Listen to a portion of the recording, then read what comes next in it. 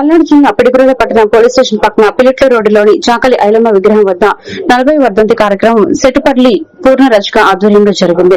ముందుగా నాయకులు చాకలి ఐలమ్మ విగ్రహానికి పూలమాలలు వేసి నివాళులర్పించారు.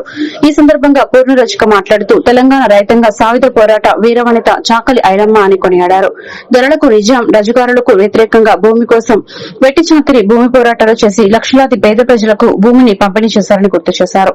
ఈ కార్యక్రమంలో పల్నాడు బీసీ నాయకులు నల్లమూత రాజు, అంబేద్కర్ ప్రచార సేవా సమితి అధ్యకులు డేగల అబ్రహం, వెలిసిగ రామకృష్ణ, రజక సంఘం నాయకులు ఖమ్మం పాటిపెద్ద వెంకటేశ్వర్లు, మైలవరపు అశోక్, రాంపాటి కొండలు, నికరికంటి కృష్ణ, పొట్లూరి శివ, శ్రీను, ఖమ్మంపాటి చిన్న వెంకటేశ్వర్లు, రావులపల్లి చిరంజీవి, నడికోట వేణు, కొక్కరెక్కల గోపి తదితరులు పాల్గొన్నారు.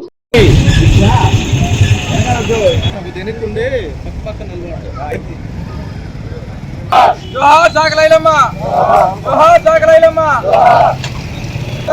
అమర్ రహే చిట్టాల ఐలమ్మ, జోహార్ ఐలమ్మ.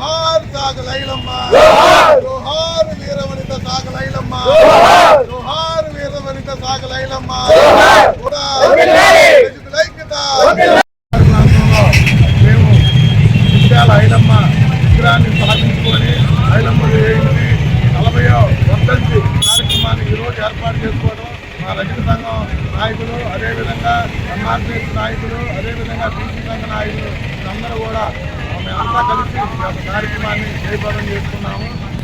అదేవిధంగా ఈరోజు ఐలమ్మ గారి వర్ధంతి కార్యక్రమం ఏర్పాటు చేసుకోవడం మా జన్మగా చెప్పుకుంటూ, చిట్యాల ఐలమ్మ అంటే ఒక రజకుల కోసం కాదు, బహుజనులందరి కోసం పోరాటం చేసి భూమి కోసం, వెట్టి చాకిరి విముక్తి కోసం ఆమె బహుజనులకు త్వరలమైన పోరాటం చేసి పేదవాళ్ళ లక్షలాది పేదవాళ్లకు భూమిని పంపిణీ చేసిన తెలంగాణ రైతు పోరాట ఉద్యమంలో విజయం సాధించిన చిట్యాల ఐలమ్మ గారు.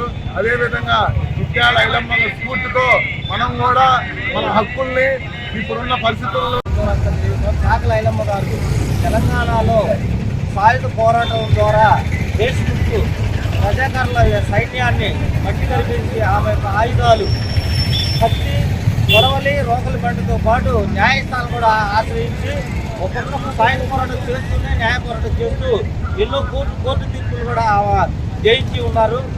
ఆమె పురుషులే కాదు, స్త్రీలలో మనం ఒకప్పుడు చెప్పుకున్న వాళ్ళ కాలాల్లో రాణి రుద్రమదేవి వాళ్ళకి తక్కువగా తీసుకోకుండా ఏవో కూడా తెలంగాణలో ఉన్నటువంటి ప్రతి ఒక్క పోరాటాలు కూడా స్ఫూర్తిగా నిలిచి ఆమె అంతిమ వరకు కూడా, అంటే సెప్టెంబర్ 1985 సెప్టెంబర్ 10 వరకు కూడా ఆమె 40 నుంచి ఒక 45 సంవత్సరాల పోరాటంలో జీవితాన్ని నడిపిస్తూ యావత్తు తెలంగాణలో ఉన్నటువంటి సమస్త జనాభాలకు సంబంధించిన నాయకురాలు కాబట్టి ఈ దేశంలో ఉన్నటువంటి జీవిత ప్రజానీకానికి, దళిత బహుజన వర్గాలకి, అదేవిధంగా ఎస్సీ ఎస్టీ బీసీ మైనారిటీ వర్గాలకు పెద్ద విప్లవకారుని నాయకురాలు. కేవలం ఒక కులానికి సంబంధించిన వ్యక్తి కాదు, మొత్తం సమాజానికి సంబంధించిన ఆస్తిని ఈ సందర్భంగా